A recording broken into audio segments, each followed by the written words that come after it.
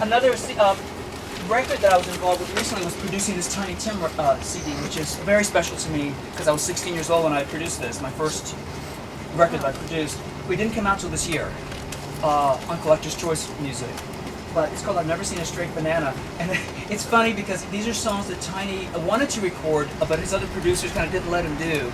They're very obscure, either early American or British songs that he loved. You know, he was a musicologist. Many people don't know that. They think he was sort of a comedian, but he was also a very intelligent musicologist who studied like from the early Edison discs to the current days hit songs and would do them, you know. And this album kind of shows that. And he's been getting 5-star reviews everywhere with this. Mojo. It's really good. And like just you know, if you don't mind me to interject, but please. I'm listening to it, and even things like how many times have you heard like say school days, right? School days, it's the golden rule days.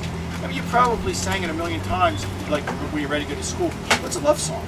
It is. It's a love It's song, absolutely and he does song, the whole song, and, Yeah. and you're hearing it for the first time, going, "Wow, you know, I thought I knew these songs. They're such a part of your Americana," and he does them great. He does them and great. it's good that you did what you did there. Thank you. And are you going to do another one? Because it says part one, so I'm thinking. Well, we do have many different things that we can do, but this has opened up a whole world of Tiny Tim for me because people that have that knew him even earlier, way earlier than I did, have brought tapes to me, and I think Volume 2 may come from the early '60s. And you know, he was a very special artist and needs to be seen as that, not just the TV guy. Because you know, of course, he got married on television. He was on Laugh-In, which was a '60s show, and he became a comedian. Yeah. But there's a lot more to him as a musician. He's a very special musician. Well, again, I'm interjecting. I don't know. But you know, it's funny because you know, in the '60s we saw him on Laugh-In, right? Now my father's a World War II guy. He listens to the big band, you know, and listens to some of the greats. And he happened to see Tiny Tim, maybe in a casino, I don't know where, but he came back and he says to me, he says, I'm going to tell you something. This guy was one of the greatest performers I've ever seen. Now, I mean, this is my father that's seen, you know, he's seen Louis Armstrong, he's seen Buddy Rich. He said, I'm thinking, my father, I'm just saying, you know, okay, Dad, you know, that's great. Years later, I saw him at Great Adventure, and I'll tell you something.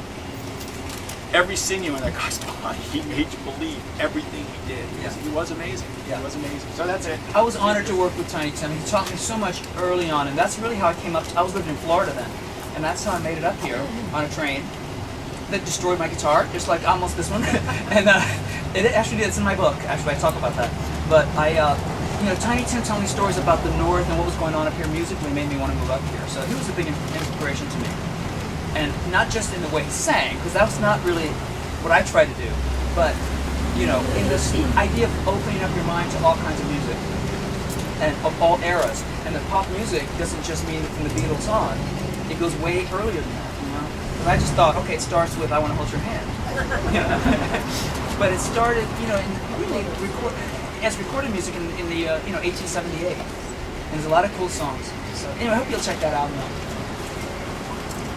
He was also always great on Uncle Floyd's show. Yes, I know that. And Howard Stern, too. Yes, He was a That's right, on senior- Howard. Always great on Howard, too, yeah. He loved going on shows like that, you know? So that's Tiny. So there'll be more, I think, of Tiny Tim coming out.